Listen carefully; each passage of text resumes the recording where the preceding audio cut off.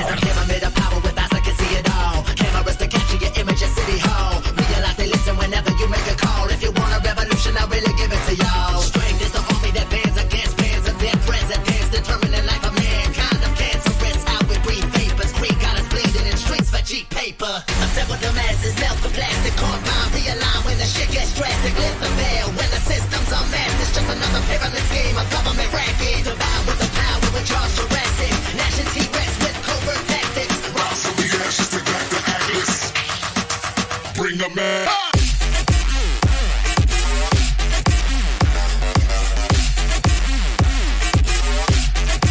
Bring the madness.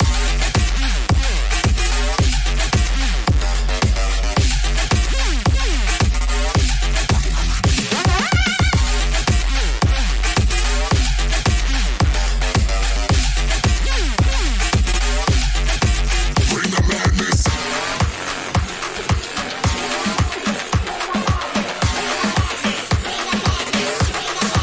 Bring the madness. Pyramid of power with eyes that can see it all. Cameras to capture your image at City Hall.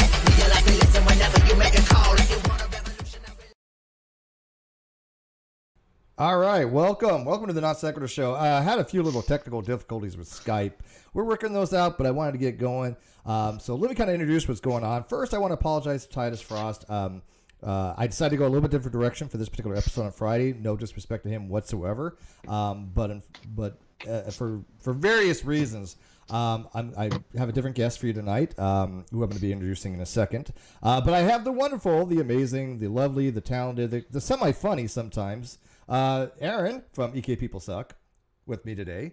My camera's all messed up, so I'm just going to go with this. It fits the theme, though, right? This was not planned, but it really does fit the theme. But hi, Aaron.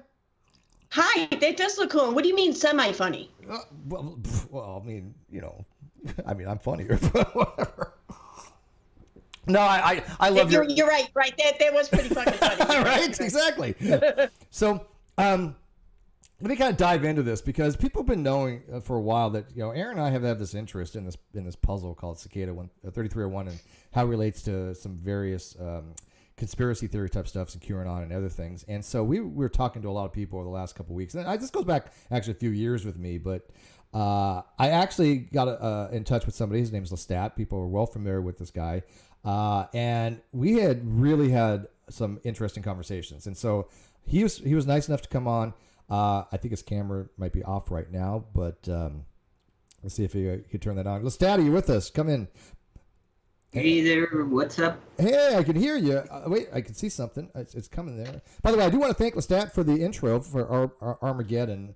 That's some really awesome freaking video stuff. So I did play his intro. He gave me permission to do so, and it's pretty cool. But I can't see you, man. I can't see you. I don't know what's going on. It's probably the deep state. Hi. You were just there before. Hi, give me 1 second. What's going on? Yeah, I hope that this... Yeah, okay, I got something. Like your... There we go. There you is. Hey, welcome. Hey there. Welcome. Oh my God, we have so much to talk about, man. Thank you for inviting me, and it's awesome to be here. Yeah, excited to delve into interesting topics and yeah. Yeah, you were really heavy into this. So I mean, you're one of the probably one of the more informed people on this. And I'm not saying Titus isn't or DeFango or any of those players aren't. I mean, but you had actually been. You were telling some things that I had even had heard of before. So I want to dive kind of into this to give the audience a little background of the puzzle, which is the start of the Cicada 3301 back in, I think it was 2012 or 2013, give or take? 2012. Yeah. So explain to the audience exactly, if you can, what this puzzle was, what do you think it was for, and then how you kind of got involved with it. I'm going to try to fix my camera a little bit while you're doing that. Sure. Well, this puzzle was something that, as most interesting stories from the internet start on 4chan on January 4th, 2012. It was a series of cryptographic puzzles that started off with a post, and send off people on basically on a hunt or to. The promise was that if you finish the puzzle, you would get recruited to this apparently mysterious elite and very connected group of individuals, and they gave this impression by in the first puzzle they towards the end people had to go to physical locations and take a poster that was going to be glued into someplace, and it was in different countries. It was in Mexico, United States, Russia. It was I can't remember the amount, but that really gave at least the sensation that it was a well-connected big group, and from there on there has been years of injection of conspiracies between the original puzzle and then another version that came out towards 2014, 2015. It's you can see the influence directly more in 2015, but yeah, it's something that it's a puzzle that happens happened in 2012, in 2013, and 2014, and then from there on it gets really murky because the official puzzle, or the puzzle that can be call itself Cicada 3301, and gave a way to certify itself via PGP key. That is basically a way to say that you are you on the internet. Mm-hmm. Yeah, it's a very specific code that has heavy encryption, like 128-bit encryption, that only the person who made the message would have that encryption key. So anybody else trying to spoof them or trying to be like them, it just wouldn't work. So the first puzzle, if I'm not mistaken, the first puzzle was basically just a message of some kind that said something along the lines of, there's a hidden message in this message, correct? Yes, it was about what you had to do is take that image and open it on a notepad. That would give you almost you had to scroll it to the end, and I think that was a message that was encrypted in Caesar cipher, and so on. It would start getting more difficult and difficult. There's a moment in which there's something that almost nobody mentions, and I'm not gonna say the same thing about Cicada because it's really easy to find. There's even a movie about it. There's tons of videos about this. There's almost like a religious following or of this again avatar of a non-existent group on the internet, but kind of like cute. But going back, the puzzle started in 2012, where the Occupy movement was happening.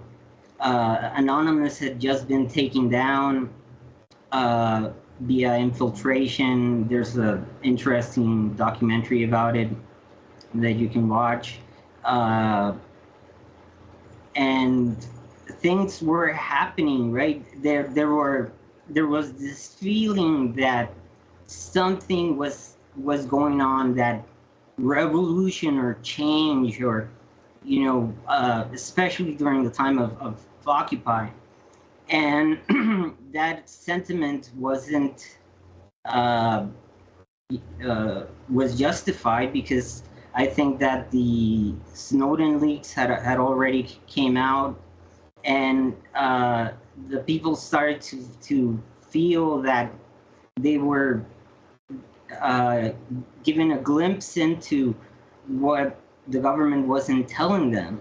So part of the appeal, or well, what we know of the person who won on the 2012 puzzle is that when he got when after winning, he got invited into this chat group, and what he was tasked to do was to create a program called Cakes, that was basically a software that was going to be used for government whistleblowers to be able to leak information without exposing themselves, or if in case that something had happened to them, that information be leaked. Well, okay, let's kind of bring for the people that are not familiar with this, because I think you're probably way advanced for them. The very first message that was this thing that got posted that was saying, look, there's a hidden message in this, and as you said, you put it in a notepad at the very bottom. It says something along the lines of Tiberius Julius Caesar says, and then there was a string of numbers that were a Caesar cipher that you had to basically shift whatever it was for something, and then give other message, and then there's other things that you had to use to in order to get messages out of these types of embedded messages, correct? And this was, from what the biggest mystery of the Cicada was, what was the purpose for it, right? What was the reason why people were doing these messages and these puzzles to find somebody that could solve them? And the first one was solved by somebody, right? And they were kind of recruited into making what they have the guy do after he jumped through all these hoops, he did all the computer stuff, he solved the puzzle, and then what happened? And then Aaron, we got some questions. It was, what was the purpose for it? I'll wait. I'm typing mine out so I won't forget. Okay. Go ahead. Answer his. Yeah, okay. Lestat, did you catch that? Oh yeah. Yeah. I'm here, but I don't know if what. Did you ask me something? Yeah. Like the first guy that solved the puzzle, what they have him do? I mean, after he solved it and he went to the GPS locations, because like I said, there's multiple steps to solve these puzzles. The first puzzle, was like, okay, you got to find the Caesar cipher. Then there might have been a veneer cipher, and there's all these things about cryptography. In order to get a final message to get a phone call, he called the phone number, and the phone number was basically given what? Do you remember? I mean, do you know the details on that? It was a message, that gave you the next steps of the puzzle. But going to your question, what they were asked to do was, one moment.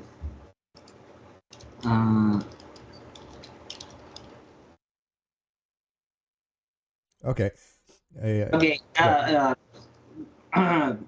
Yeah. So what they were the person who got to the end, he was asked to do was a software called Cakes, CAKES.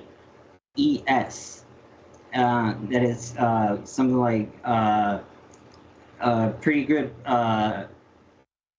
Yeah, I can't remember right now the acronym, but it was, again, it was a software made for whistleblowers to in a secure way leak information from whatever government entity or military, and have not only privacy, but be able that if something would happen to them, that information would be spread out through different networks. So what I wanted to highlight is that since the beginning, we see an interest in Cicada in promoting leaks or the leak culture. Cicada comes from a cyberpunk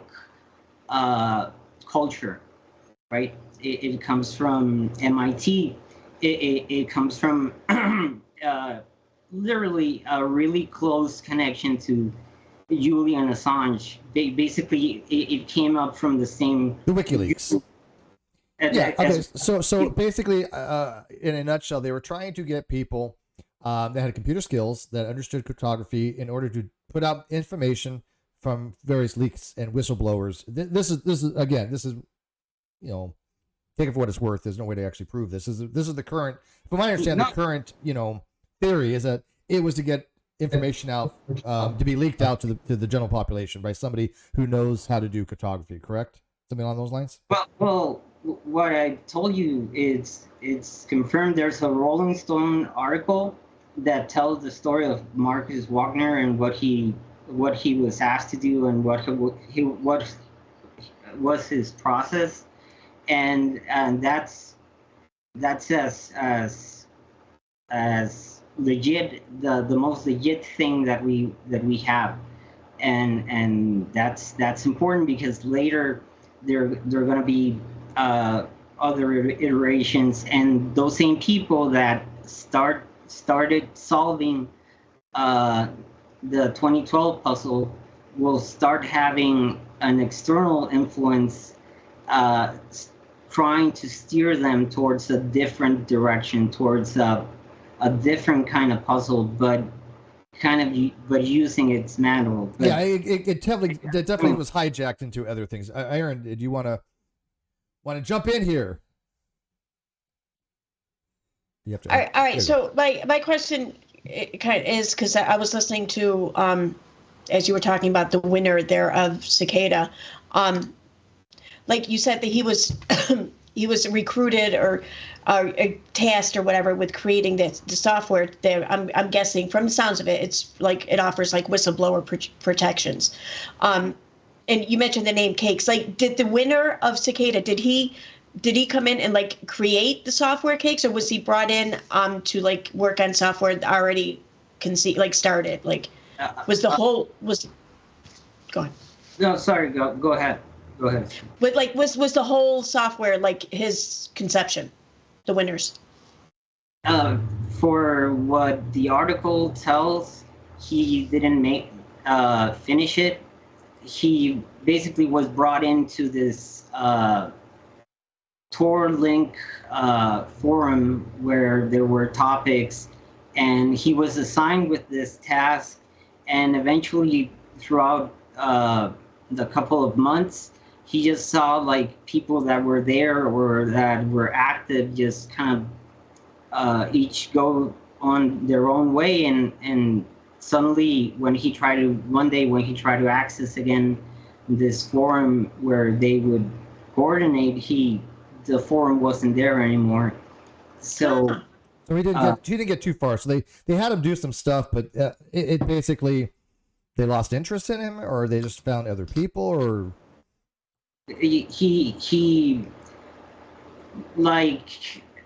was expecting also a different thing and not specifically like get to work. So if you read the article, you kind of get the feeling that he was kind of like, oh, is this it? You know, all of this trouble just for. So it was a little bit of letdown for him. Have you ever talked to him? I mean, his name is known. I mean, what was his name? Marcus Wagner. Wagner. Okay. No, it's I love that. I love that. With the winner, have you ever talked to, like, his name is known? What is it? Yeah. Marcus Wagner, Wanner. But have you ever talked to him? Not directly. I mean, we've had tons of interactions during the time, because I was of the mentality that, or when I tried to expose what they were what certain people were doing with Cicada, I tried to ask help from the veterans, you know, from the big names from Cicada. And I kind of like got angry at him because he didn't want any trouble. Can't blame him, and I understand now. But you know, I was figuring things out, and I was kind of like in overdrive. So it was kind of like grabbing him is like, tell me all you know, and people freak out. Well, that's a good segue actually into how you got involved, because you were a big.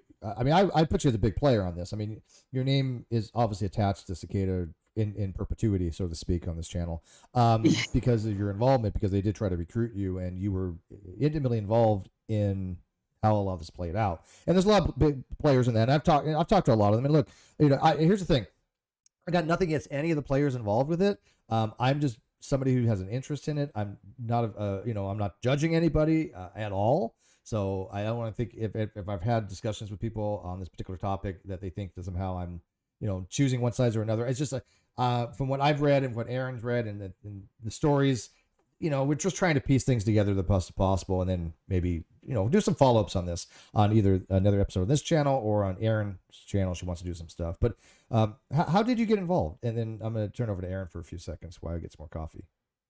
Well, she's for co-host. In my case, I was kind of like,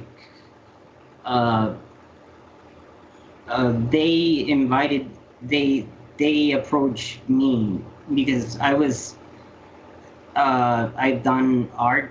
I do graphic design. You've seen the video intro, and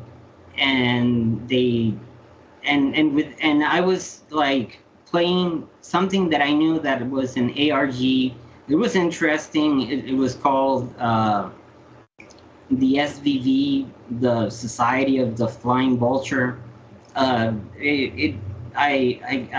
got to meet the game master, and it was nothing more than, if you asked like, is this a game, because it also play as not a game, and it was actually attached to this crypto coin, which the Fango was involved, and that's actually the first time that I met the Fango, when I was involved in this ARG that came up with this crypto. The name was Own Coin, and the whole idea behind it was that if you did acts of kindness, you would get crypto.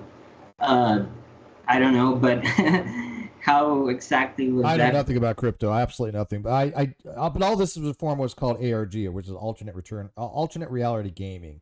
And people that participate in it, from what I understand, they're called LARPers, right? Live action role play. I use the term anymore LARPing to be anybody who's putting out disinformation for their own agenda. And certain people that are part of the LARPing community, I think, have become their characters. They've literally become their own, own LARP. But this was part of an ARG that you have the hashtag Armageddon for, and so they would try to recruit you. They did. You thought it was a game. You literally thought it was a game at the time.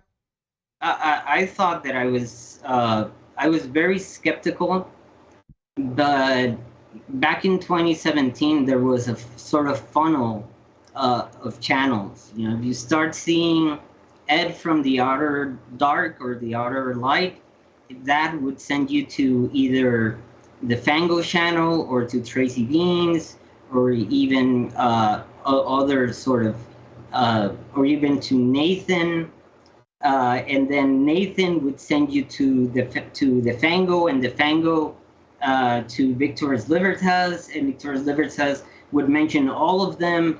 So it was an established network that was reacting in coordination of current events, and we see the mix of politics, of things like the Seth Rich files, the Lucifer drops, being combined and put into the same dough of the ARG, and you can see how a monster was going to come out of it. But it's interesting if you want to. Yeah, I want to turn over to Aaron, because this is kind of where Aaron kind of probably knows a lot more about it than I do, because this is where it gets dark. This is where it takes a complete 90-degree turn, because the original Cicada puzzle, I don't think for a second had really any kind of ominous overtones. I don't think it was meant to be anything but for people, maybe to learn about cryptography or to get them involved in certain things, like you said, for leaks or things of that nature. But I don't think it was malicious. I don't think it seemed to be nothing to be malignant or it was malicious. It was benign. But obviously people love a good conspiracy theory, and then certain people involved in this movement, which we'll get to, TS, and a few other people took it over. And it took a life of its own, from what I understand. I mean, complete life of its own, and it went all the way up to the highest reaches of government. I mean, all the way up to Michael Flynn, which was a security advisor at one time. So that's I think the interesting part of the whole story, and how you recognize it, and you said, look, I'm not involved in this anymore, and you got out. But Aaron, you want to take it from there? Absolutely. Okay, no disrespect to Steve, but I'm going to ask you questions that people actually want to know about. Yeah, she's funny. Yeah, she's funny. See, I know right now. I'm funnier. No. Okay, so here's one thing that I know a lot of people are curious about. What do you think, or who do you think was behind the Cicada 3301 project? Like, do you think it was like a secret or a secretive organization like the CIA, or do you think it was just a fun way for like colleges to find new recruits or something? I don't know. Like, what do you think? Who do you think the people were behind it?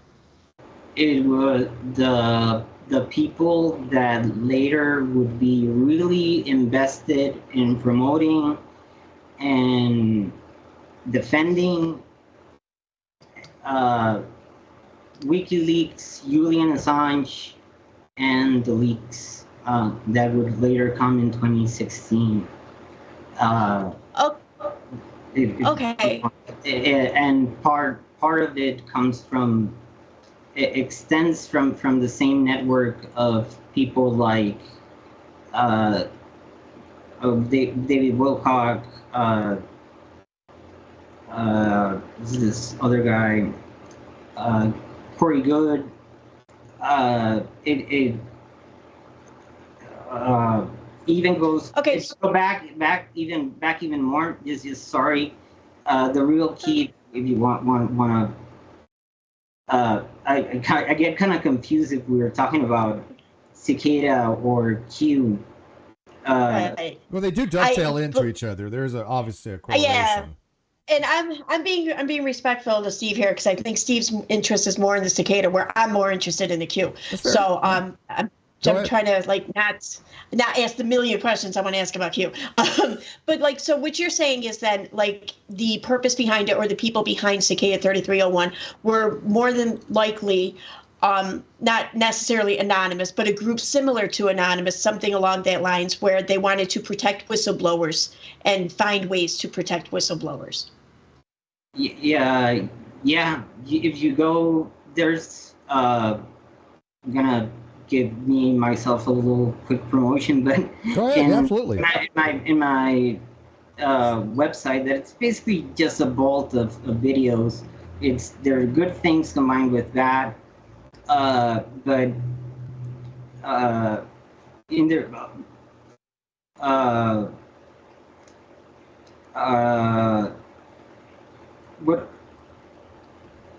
What was the question again?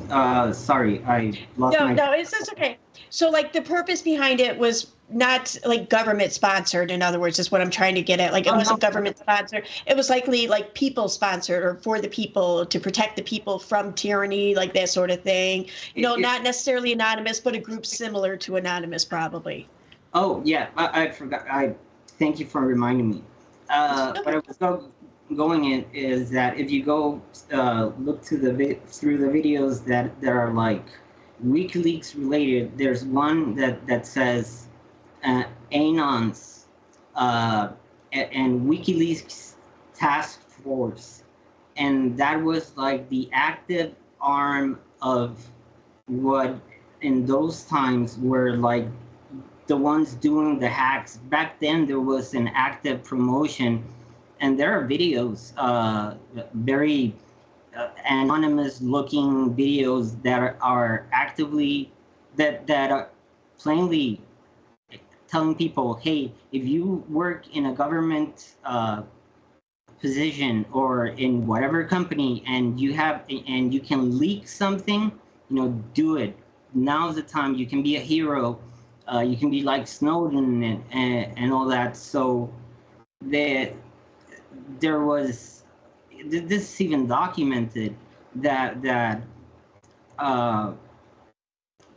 there were setting up what was going to be like, they even call it a flood of leaks. If you go to the 2017 version of Cicada. I remember that. Yes. And it became like a trigger catch word, a flood, and because in the puzzle it related to Robert Flood, an alchemist, but also it related to the Lucifer drop, because there was this guy named Warren Flood that supposedly had tampered the files and at the end just muddying more the waters, but it was present, right? Sevens Exposed was created actually, and I got the email to prove it, to establish a strong connection between Cicada and WikiLeaks. Something that would happen also throughout the years is that through media manipulation and feeding to those conspiracy theories, people would relate or think that Cicada had something to do with WikiLeaks, or WikiLeaks had something to do with Cicada, or that and that was feeded intentionally for several reasons. But you can see those kind of games throughout throughout the years, and just going to close on what this puzzle has become, right? Throughout the years, it has become from something that was intended to be encryption related to something completely theosophical, esoteric, and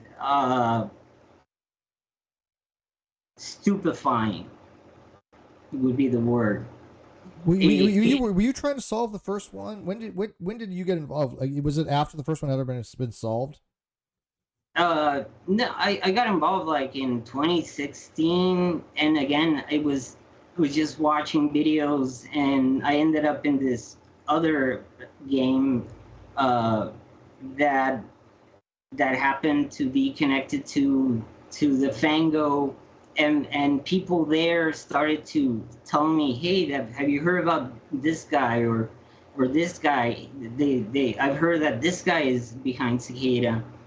And eventually, even on Twitter, I got approached by the famous White Rabbit several times, like teasing me and like trying to sell me this mystery that at the end worked. The moment that they validated themselves by showing that, look, part of our Cicada is Michael A. Levine, this big Hollywood composer, and I was, he is a really, he's a big shot on Hollywood, and he is directly connected to those guys, and that was the thing that sold it to me. But I was my thing was art, and expressing complex sentiments or ideas and making trippy videos. That was kind of my thing. But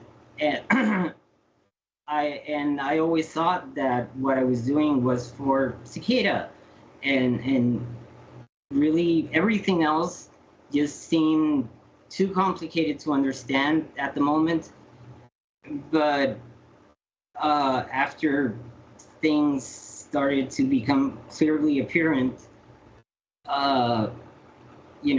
I've come I come to realize many of the things that were happening wrong on that moment and that are still happening have been tarnished or touched by that same group. There's a lot of people involved with the whole thing that are just not that honest people. I mean, I've seen some people that put out some correct information, some misinformation, some people that I don't know what the hell they're talking about. It makes no sense.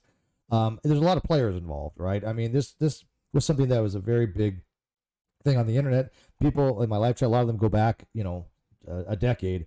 So I just came on the scene around 2013. So this was happening literally when I first got my YouTube channel.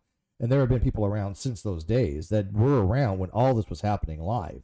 Everything involving, Defango, everything involving TS. I don't know if you wanted to talk about the details of how TS got involved in the White Rabbit, and how the whole follow the White Rabbit thing. I just want to add real quick.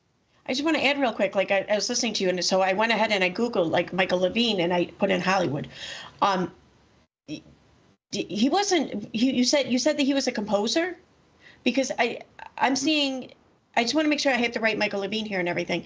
There's someone here in IMDb, but then I am Kit Kat jingle. Because I'm also finding one who works in communications and right here. It's Michael A. Levine. His name is Michael A. His name is Michael A. Levine? Okay. Michael A. Levine. He's an American composer. Yeah. Okay, so he wouldn't be the publicist then. No. Michael A. Levine. Thank you. I just want to clarify. He does film scores for movies. Okay, I just want to clarify. Thank you. And he also plays violin. Yeah, he's.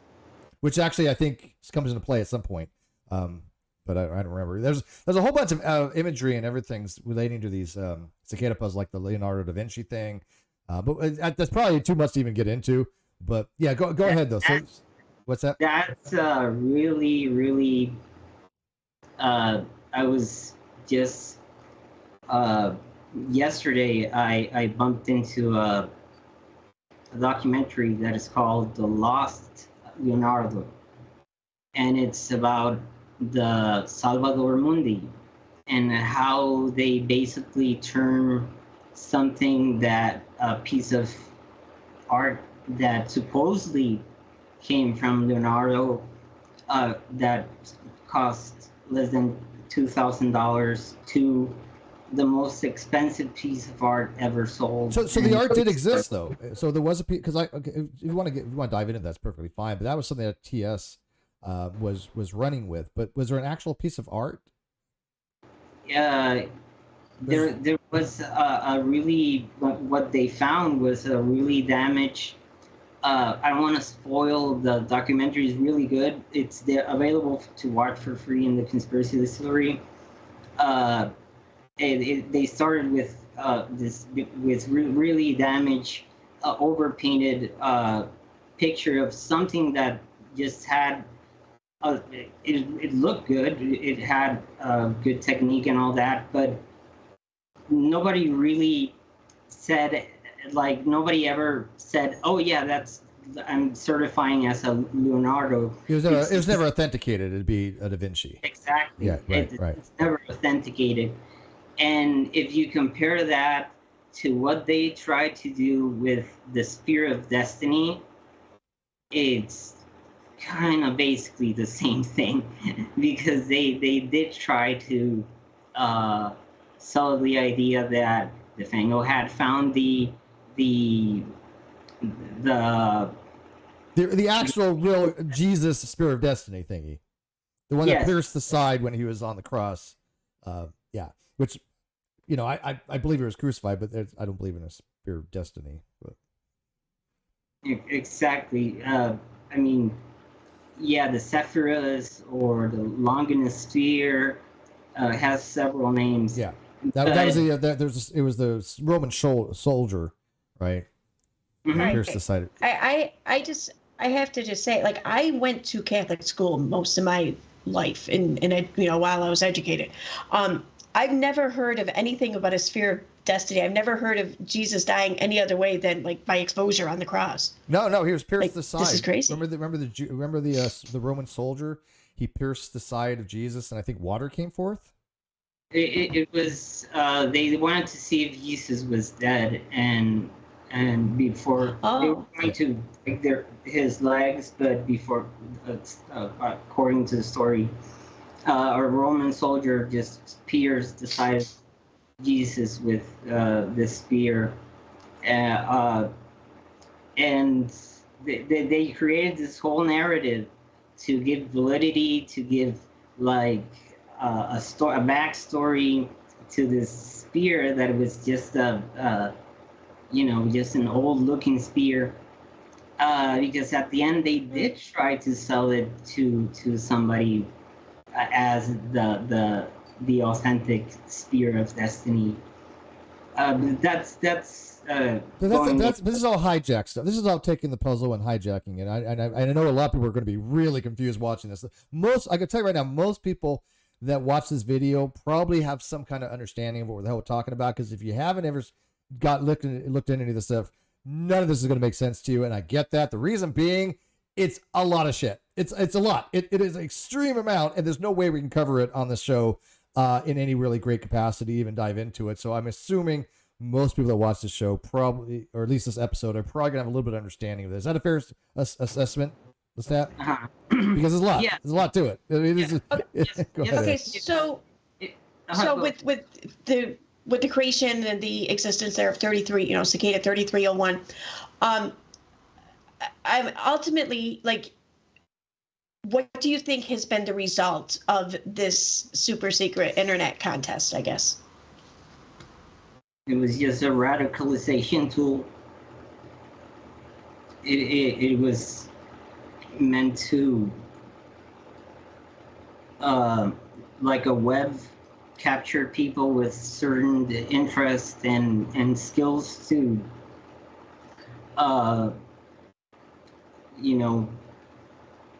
lure them, tell them, hey, you know what, you're awesome. We have other people that think like you, want to join in. Now that was the second iteration, though. That was you don't think the first was like for that reason, do you? The first puzzle, or do you think that all the puzzles were for that reason? First of all, before the puzzle started January 4th, 2012, but in 2011, there was a puzzle game that came out from the BBC that was about cicadas, about prime numbers, and about a treasure hunt. So it's when there was, even in 2009 in Africa, there was an ARG called Evoke, and they used alchemy. They used this was even more open because they made commercials, and people would, it was like it was a political ARG disguised as an oh yeah, let's meet up in this place and dance, and at the same time they selling themselves as deep secrets that is creating this revolt, this hidden revolution inside Africa, and that's something that people can check out, the Evoke ARG, and the results that they got, and how they saw that people did get engaged in ARGs. People, the participation and the engagement was. This was in Africa. Like, the amount of people that have mobile devices are really low. So there's even a paper where they study this and say that the projection doing the same thing or the same kind of operation or publicity stunt, wherever you Well, that was a predecessor to the 3301. That was a precursor to the model they used, so to speak. Yes, absolutely. So for the people that are like, yeah, talking about Cicada is talking about something that has not only changed hands but has changed tone and ultimately has become something that is openly religious, and that now it has been used to attack and harass somebody. It's something that Cicada is something that was supposed to remain a myth, that the real people that were behind it apparently don't give a shit. Yeah, they probably, yeah, they're done with it, because the original Cicada didn't have a PGP code. They put out a statement a long time ago saying any other people dealing with Cicada are not part of the original thing. They don't have the PGP code. Thomas has never been able to produce a PGP code. Nobody has ever been able to produce that original. So that whoever was with the original in the 2012 version, they're out of the picture. Whoever it was, and nobody will probably even know who it was. So one of the questions and something being discussed in the chat here, someone asked, by ARG, are we referring to augmented reality game? Yes. And someone said yes, but I mean, I was wondering if you could clarify that a little bit. Like, because I have no idea what even augmented reality game means. So. Oh, okay. It's basically a game. It's like Pokemon Go. It's something that is a game that you interact in that. Yeah, it's the best example. It would be Pokemon. Yeah, Pokemon Go is a good idea. I mean, that literally is. I mean, that's a pure form of augmented reality. It'd be kind of like gaming. It'd be kind of like multiplayer in a sense. Yeah. I think that's yeah. The thing about ARGs is that it's a combination between it blurs the line between what's real and what's fiction. People could think or might even think that they stumble upon a real mystery, or that think that, or it's psyop. It's a psyop. I mean, it's more than just, I think, just playing a game. It's more than just. So, well, hang on a second. I think it's important that people realize this is more than just playing a game. This got to the point where people were literally having full-on psychosis. I think. I mean, this is when you're dealing with an alternate reality. They try to change reality. They're trying to shape and mold reality, and it sounds conspiratorial, and it is, but that's how it works. It is literally a way of trying to inject a new form of reality into the old one by putting out disinformation to people for whatever reason. And again, I don't think that was originally the intent of the Cicada 3301 first one. Not at all. Right. Like I want to try and just bring like people my age or whatever, like something, a way that they can relate to it. Like some people I know play multiplayer or whatever, but you're right. I don't have any subscribers your age. But you're right though. Multiplayer, it doesn't quite, compare here. So here's something that I think maybe can help, people relate. When I was younger, we would read these books or whatever, and then in certain parts of the book, we would be offered or given a choice of what to do as the character, and then depending on the choices where we go next. Choose your own adventure books. Something like that. So. Yes. I love those. I don't know what the term was. I love those. Yeah. Great. I love them. So, but this is kind of like that. Only it's more or less like combining the book with actual life. Yeah. What better thing that to give someone that is going through maybe a breakup, maybe a bad time during his life, he's low self-esteem, and somebody shows up in your life with this mysterious aura of being this genius, mathematical, whatever, and says, hey, do you want to be really cool and like save the world and be like this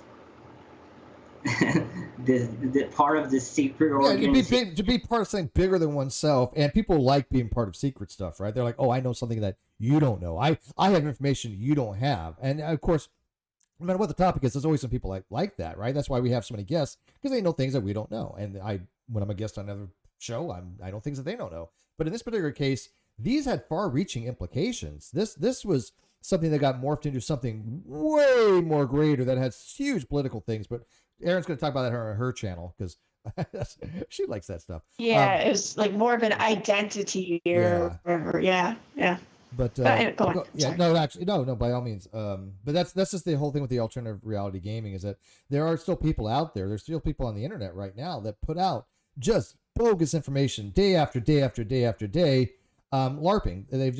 They're playing a character. They're playing a character of somebody who is somehow involved in things they know nothing about, or that they were involved. We'll say, like for example, we're not going to say this person's name. We're going to call him Douche Canoe. Douche Canoe. You know who Douche Canoe is, right? Yeah. Yeah. Okay. So Douche Canoe. Yeah, Douche Canoe got involved with this stuff because basically they needed somebody to spew nonsense, and they figured, okay, what's the dumbest person we can find to spew nonsense, and they got Douche Canoe. But there's people that still do that. I mean, they're still LARPing, right? And by the way, I'm not against people that LARP. There's the harmless people LARPing, that's fine. But these things are not harmless LARPs. These things, like the Q drops and things of that nature, became very serious things and very serious allegations that made headline news, right? That's correct. It's something more like there weren't predictions. There were statements. They were trying to make something happen, and at the end they made it, right? They did activate a great part of the people.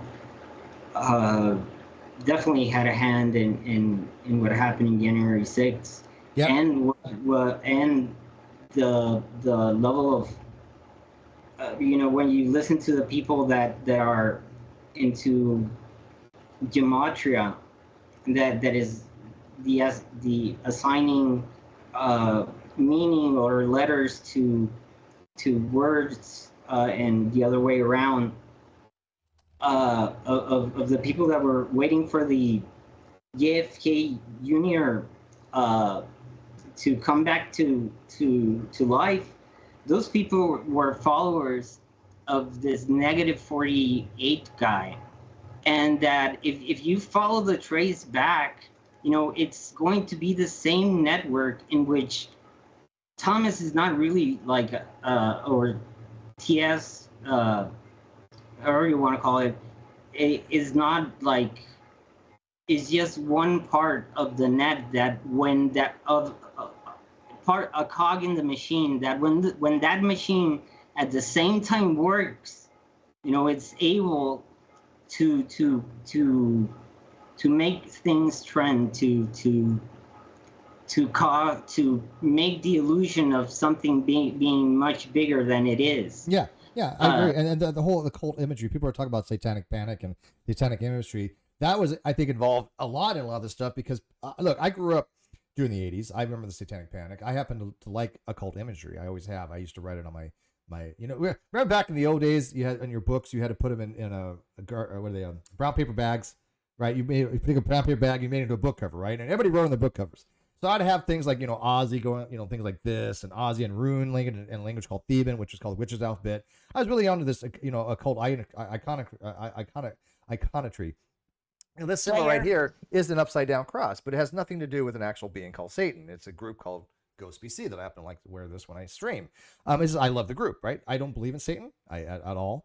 I don't believe that the satanic panic was anything more than a bunch of radical Christians that wanted to put everything under Satanism for some reason. But I think that imagery is involved in this stuff because the later versions became very, very tied to myths and not what's called Gnosticism, which was remember the Pistis Sophia? Yeah. Yeah, Pistis Sophia comes from Gnosticism. Pistis Sophia was an aeon that fell from the heavens from Palmyra, which was the original term for heavens, that had this god that they went against called Yaldabaoth, and he was the original god of the Old Testament. He was literally Yahweh in the Gnostic tradition, and Jesus came along and said, no, this God is not the God that created the heavens. It's the God that created this world. And he was the messenger for the unknown God to let people know that this Old Testament God really wasn't who he said was, and so this came to be known as hidden knowledge or divine spark, when Sister Sophia fell from grace, so to speak, and she became instilled into all of us, where you can have that knowledge of a God. And so this whole mythos relates all together, right? I mean, I don't know if you ever looked into Gnosticism, but it's a pretty interesting beliefs, myth, if you're interested in that. That's where the Sister Sophia came from. Yeah, of course, and also myth creating and hyperstition. That's another word that might be new, but it's basically the self-fulfilling prophecy. Yeah, hyperstition's good. And by the way, EKC literally did buy, I'm not even joking, it's parked, but it's she did buy deucecanoebananas.com.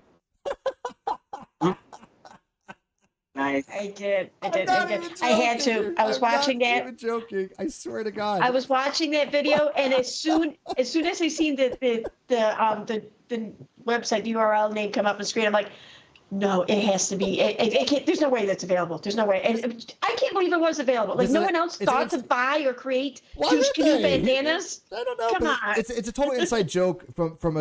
I'm gonna shout them out real quick if I can. Mocking Media. Right, but I want to just say that I bought it and I'm offering it. I'm offering it as a gift to Mocking Media. Should they want it, just let me know. Hit me up. We'll figure it out. Mocking but it's Media, yours if you want. guys haven't checked out Mocking Media. They're hilarious. Well, that's actually Aaron. We all know that. But Mocking Media, go check it out. And one of the things they did a skit, and it involved something called douche canoe. Was it banana douche canoe or? I don't even remember, but it was DeuceCanoeBandanas.com. Yeah, you go there to buy your bandanas. DeuceCanoeBananas.com, and she actually owns the domain. That's hilarious. But anyways, side thing. We like to have fun here. So continuing on, you as somebody who does a lot of arts and things of that nature, you designed this layout, or the thumb, and you made the video Armageddon, which I played at the intro. So obviously you have a lot of talents in the audiovisual stuff and computer programming and things of that nature. This is why they reached out to you. This is why they wanted to recruit you, right? And this was more for the second puzzle. So when they recruited you, what did you find? What is it, the players you were introduced to, where you became such a well-known person in this? Because I mean, no offense, dude, you have people that like you and people that hate you. There's like very little even middle ground. I think it's just you are polarized from one extreme to the other. But why? I mean, what actually happened where you have all these people that really like, yeah, Lestat's the guy to go to, Lestat's a disinformation, wannabe kind of guy. Well, I think that it's the result of, if you got a group of people putting out disinformation about you for 5 years, some of it eventually sticks, right? So, and some people don't just either that's a result, because I've always been open.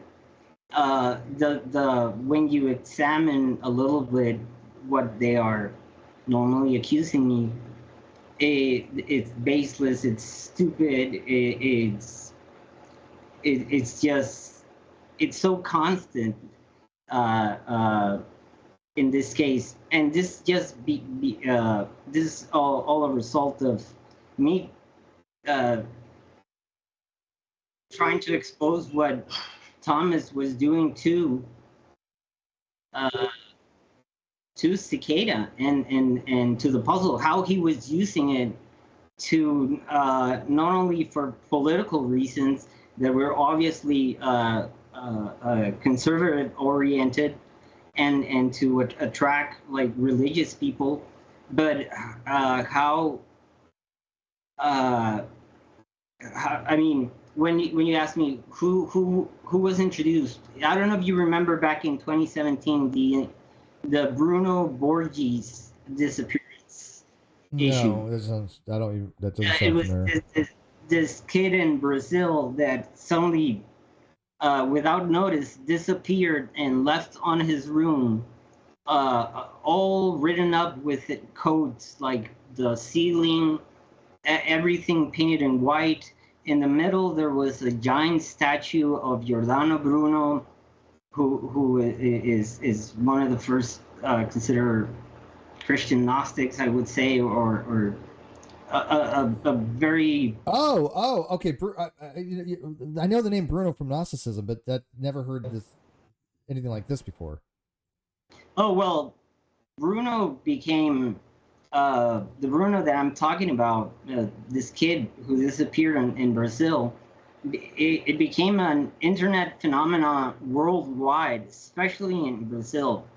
It was, everybody talked about it, even Tracy Beans, Ed from the Ed, like, you look Gordiano Bruno, right? Gordiano. Yeah. I remember. I know that name. Yeah. Mm-hmm. Yep.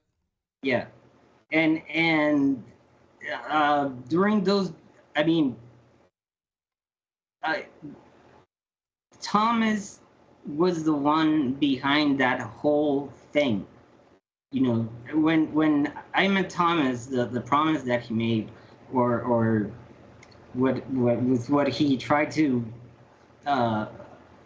stargaze me with, was that he was going to introduce me to Bruno, and he actually did, and we became friends. And it's the same guy, and he got convinced, that wait, I'm confused. Introduce you to Bruno, or like the writings, the people that wrote about him? Because Bruno was a Catholic priest. He lived like in the 17th century. No. I'm talking about current Bruno. Your Bruno Borges. Yeah, I just pulled it up. Yeah, Steve. There's actually March 2017. Bruno. Yeah, he was an actual person who disappeared from Brazil. Okay. Yeah, I don't know. I know the version of the Gnostics. But that was, like I said, he was a Catholic priest way back when, like 17th century or something. Yeah, and died burning because of supposed. Yeah, he was burned at the stake. Yeah, he was burned at the stake. Uh-huh. And then there's a book written about him by Yates. Yeah. Anyway, there was a relation. I mean, the channels, like there's a channel called Fright Night who reported on it, even put the images of Giordano Bruno and Bruno Borges next to each other and said, like, look, they even look each other like. The symbolism. Oh, the symbol. You're talking about the Gnostic symbolism. Oh, okay. That's the tie between the two. Okay. And I mean, again, this was a big event that still people make videos, people write articles about it. So I got to meet Bruno. Yeah. Are you saying Thomas introduced you to Bruno? Yeah.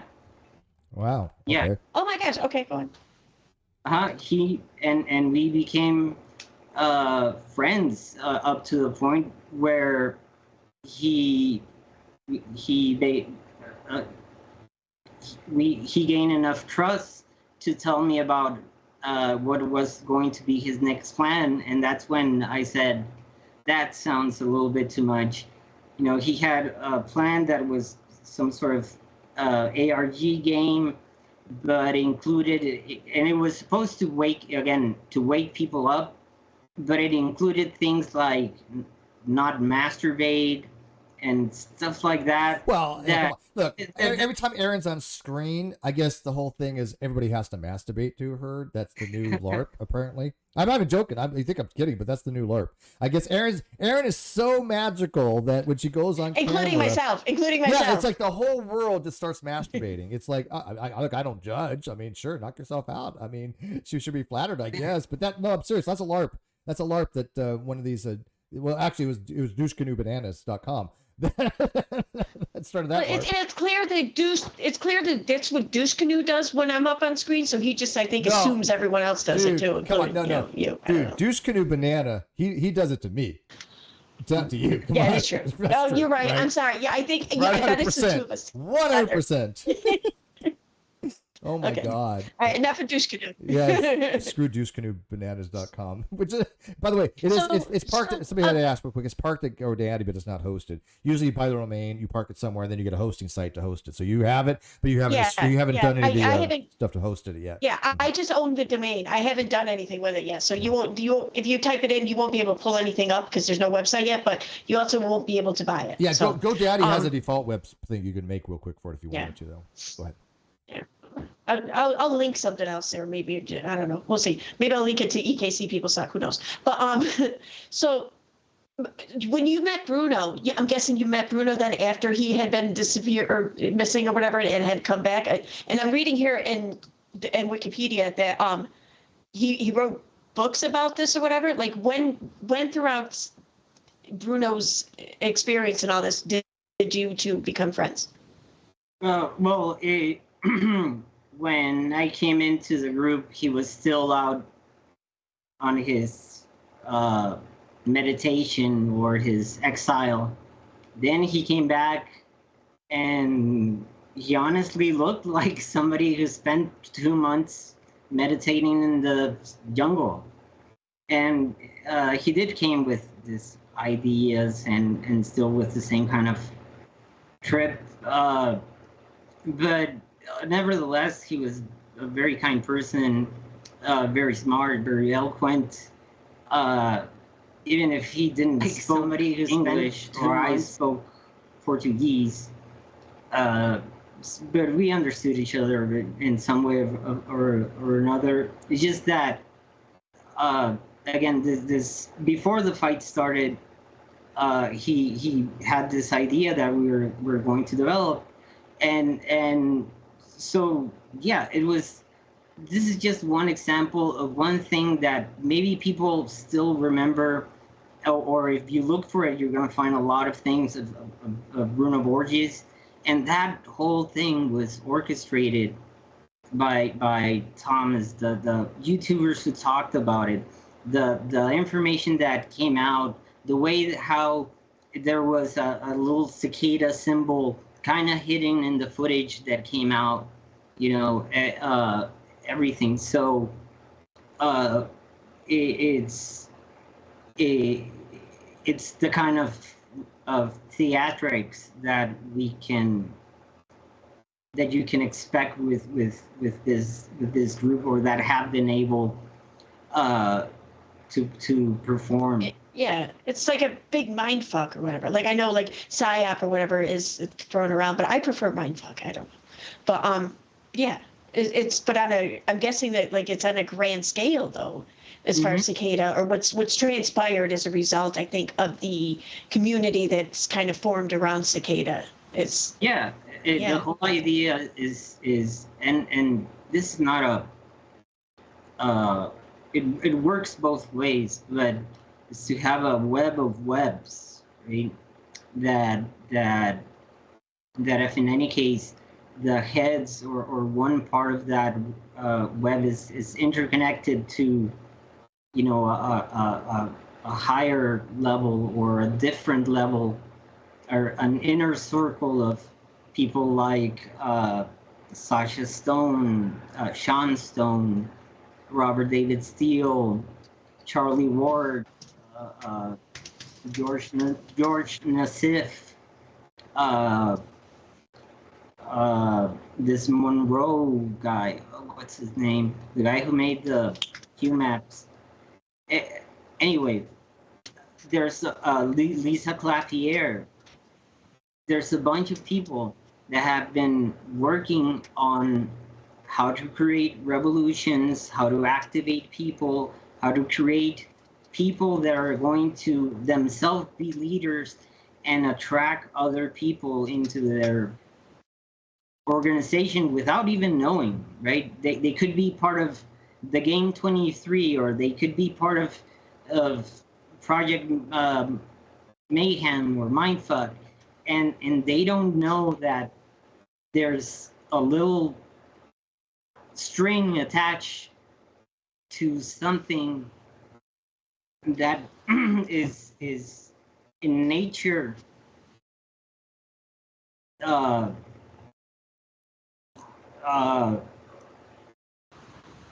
like it's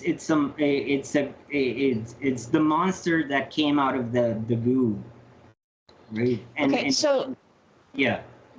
would you say like is the monster like figurative, or is someone actually in your mind like assigned as the monster, like it's a metaphorical as okay, in, metaphorical, all right, yeah like when they say this is going back to Q. When they say there is no Q, it's a very ambiguous kind of like mind trick to say there is no Q because Q is formed out of when several parts of a thing come together, and through emergence, something more complex, something that appears more smart, more with more coverage, more organized.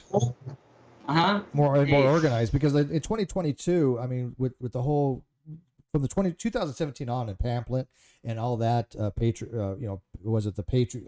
Wasn't it the Patriot something or other? Remember the Patriot's Voice, the Patriot, the one that was spreading all the Q stuff. That all came much later than Cicada. I know they tie in together. I never really figured out how they actually tied in together, but I know that Thomas and other people are trying to link these things together, and then you had a lot of people pretending to be the ones that basically started Q, and some of them may have some links to them originally. I don't know the specificities because we weren't there, right? We don't know that what happened in the original conventions where these topics of discussions are going on to say, okay, how would we want to put this Q stuff out, because it was, I know DeFango was there, that is true, and I know that Jack Posovic, is that how you pronounce his name? No, that's disinformation. Actually, I have, and I posted a video about what happened in DEF CON 2017. DeFango was in DEF CON though, wasn't he? Yeah. Okay, there's a video. Okay. There's a video of him in DEF CON 2017. Right. And I thought the same thing. So where does that change though? Because that much I've gotten. Where does that go south? The story of, first of all, you got a guy on flip flops, shorts, really short guy that basically starts a fight with the original Cicada solvers and gets recorded without him noticing, and then goes on a charade on his live stream saying how he was ambushed on DEF CON by the Cicada members.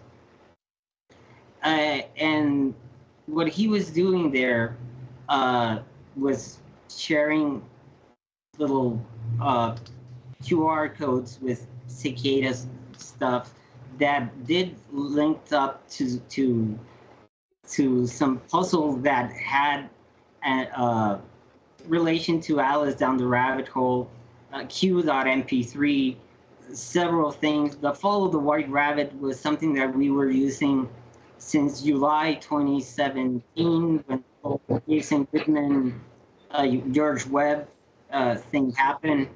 It was the cauldron in which Q would came, but before that you got FBI and on CIA and on all those others. And we got one channel being the source that was communicating with the source, the channel called Victorious Libertas. That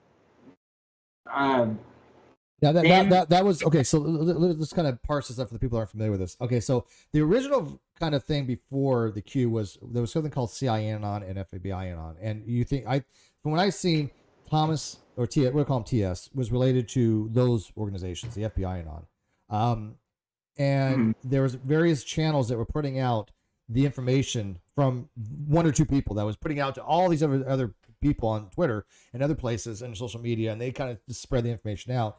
And there was one person by the name of Snow White 7 I Am who would basically act as like a liaison and try to get people into the movement even more. Is that correct? Yes, that was another. That's another person. Follow the Right Rabbit, right? Somebody in the live chat hashtag Follow the Right Rabbit. Exactly. That was a. But I don't get that. The White Rabbit was Alice in Wonderland. Why call yourself Snow White if you're following the right? No, I didn't know. I don't get that either. I don't. That's always bothered me. I don't know. It doesn't make any sense. But okay, that's because of the Snowden movie. What? the Snowden I remember. movie. Yeah, I mean, what was in the Snowden movie? Snowden movie that Oliver Stone directed. You know, they try to hint to that movie also, because Sean Stone, the son of Oliver Stone, FYI, is very, very involved in all this BS that is happening. But her name was Snow White. The White Rabbit goes from Alice in Wonderland. You follow the rabbit down the rabbit holes, which all these things are basically, and most of them go nowhere. They're just circular. They're just dead ends. They're just people trying to get to the truth. Which, by the way, I don't think anybody's ever going to get to everything, all the truths, because it's too convoluted. It's too much. We basically going to get where we're going to get to, and that's about it. Although people say, oh, I have this, I have that. We've listened to a lot of people. There's really as not that much further we can go as far as like the Cicada. I think the main thing from that is how it relates to now, Q and the 2022 and the 2017 elections and January 6th. And I think that's more Aaron's territory. So, I mean, that's something that we can segue to. And if Aaron, wants to bring you on your channel sometime next week to have a part 2, that'd be amazing. Because I think that's really, the heart of what Aaron wants to get to. So, because we're running out of time. Yeah, we're running that's about 8 minutes. over on my channel. Right. I'll cover the things I want to really get to. But next week, it could very well be next week. If not, it won't be long after that. I just want to, I need to occupy some of Lestat's time a little bit, like behind the scenes first to, There's a lot of stuff. I mean, look, again, I recognize this, and I really want to put this out. Yeah, this is a really odd episode for us, because this episode is not for the general user, or the general watcher of this particular show, the Non-Sequitur Show. This episode really is tailored to people that already knew about this stuff, and I totally get that. I even changed the intro, right? I used his intro. I didn't use our normal intro, because this is a one-off type of thing. Because I'm sorry, no matter how much you try, there's no way to possibly explain this to people that had no background on it. This is I can't do it. I couldn't do it. So I hope people recognize that. Lestat, would you agree that it's just so convoluted and complex? It's intentionally convoluted and complex. Yep. That's if people have questions, ask them now. I will ask one question. And again, I don't want to get too much on it, but I'm just kind of curious how dishonest did Douche Canoe Banana? I mean, how did that come about, where you had somebody who's just a total douche canoe banana get involved with Thomas, DeFango, lie to everybody? I mean, this guy is the biggest piece of crap there is on the internet. Let's put it that way. But how do you get involved with you specifically and Thomas, where they trusted this guy to put out information? Because this guy claims he broke the whole Q store open, which is obviously we know what happened. He was fed information, but he never does any of his own research. Again, DoucheCanoeBananas.com. But not to get too much into it, but what was your take on that? Because I'm kind of curious how this idiot got involved. I think that they saw all the characteristics that they were looking for in YouTubers that could be exploited, that could be manipulated, that they knew that they would do anything for likes and clicks. So they knew he was dishonest. They knew that he wanted views. They knew that he wanted likes and clicks. And okay, that makes sense. No, I get that. That actually, you know what? That actually makes sense. Let's find the dumbest person on the internet that'll do anything for views, that has no morals or integrity, and we'll get him to spew whatever we want him to spew. Well, yeah, someone that will play along, and somebody that will add drama and like more theatrics into it, and it will be the perfect antagonist to QAnon. God, that makes so much sense now. Now I feel like my life is complete. Now it's like you controlled opposition. Yeah. Yeah, exactly. Yeah, there you go. That's perfect. Control opposition. Yeah. I love that this is ending here, because this will be a good like cliffhanger right before my channel. So it's It's all about her channel. good thinking, Steve. Yeah, no, I think it's a good But segue. no, I'm just saying that Yeah. I don't know if you planned that or not, Steve, but you did good. That's right. You know, I got some skill sets. Okay, you know, I'm not as funny as you. You are funnier. That's why I actually got to know her in the first place. I watched some of her entitled translation videos and entitlement translator, and oh my God, go watch them. They're freaking hilarious. Your last one, by the way, I'll give you huge props. Was one of the best you did. I was just like legit rolling. Because you just nail it. But anyways, there's enough about Erin and her ego. Lestat, I want to thank you for joining us again. Way too much to go into, and I'll probably have part 2. There's some stuff I want to ask you later on. I'll DM you. Again, I don't want to have any beef with like Titus Frost or like that. Nothing, no disrespect for him. I already told him that I didn't want to leave him hanging, that I did go a different route. I didn't tell anybody. By the way, I told nobody that I was going to have you on. Erin, I think, was the only person that knew. And it's just a different route we wanted to go for this particular first episode on it. I don't know how it's going to develop, if we're going to do part 2 on, or part 3, I guess it would be, because part 2 is going to be on Aaron's channel. But, you know, if people have questions, let me know. Put them in the comment section, and I'll get them to Lestat. He's been very upfront. You know, but so have other people. Like I said, you know, I got no beef with the Fango. I got no beef with this Titus or any of them. I just questions, but, you know, it's complicated. Like, I think that we didn't insult them or no, talk not at all. I don't want to start with anybody. Yeah. There's only one person that would insult. We have some beef with and want to, Right. that's Douche Canoe. DoucheCanoeBananas.com. Yeah, we're gonna do something with that because that guy's a freaking idiot, man. They're gonna find something, but It is what it is, right? Horrible. I gotta wrap this up. Like I said, Stat, a pleasure, man. We're gonna remain in touch. I guarantee it, because I got some questions to ask you, but I'm not gonna do it tonight. I'm gonna get off this computer, take a break. I've been streaming most of the day and other stuff. It's very hot in here because I turned the AC back on. So Stat, where can they find you? You can find me at my Twitter is @Tafujovsky. Or just the conspiracydistillery.com, or the YouTube channel The Conspiracy Distillery. You can find on the on the website, that's conspiracydistillery.com. You're gonna find the documentaries. You're gonna find old videos, evidence, a bunch of good combined with that. I did put that in the video description. So that I put your overview, the Conspiracy Distillery link in the video description, so people can find you from there. Okay. Awesome. I just put Twitter in the. We didn't get into Liber Primer, by the way. I'm sorry. Okay. One quick. We didn't get into Liber Primer. I just put his Twitter in the chat. That's all. Okay, I'll put that in the video description as well. I apologize for not getting into the Liber Primer kind of stuff. Maybe on your channel if you want to touch on that, because it is kind of related, obviously. But sure. All right. There's a really interesting story behind it. Like, really, and like if you want to like really feel it, go and watch first the Lost Leonardo documentary. It's free on the conspiracydistillery.com. Watch it. It's really good, just as it is as a documentary. But ask yourself, and this is, I'm not accusing anything of anyone. I'm just asking, why was Thomas promoting that fake painting as the key to open Liber Primus? Like, yeah, there's got to be some reasons to it. Now, again, we could probably spend a half hour talking about the Libers because I do think Thomas was very much instrumental in writing that. Would you agree?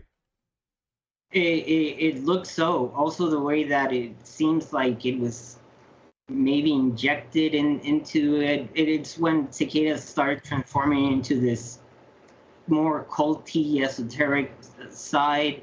And so... Yeah.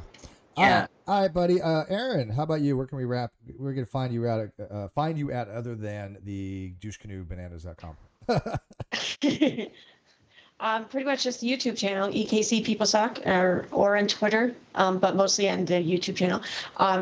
I don't really have too much planned because I'm kind of been working on this, but I've been trying to put out little things here and there. I did commentate on a live stream from last night.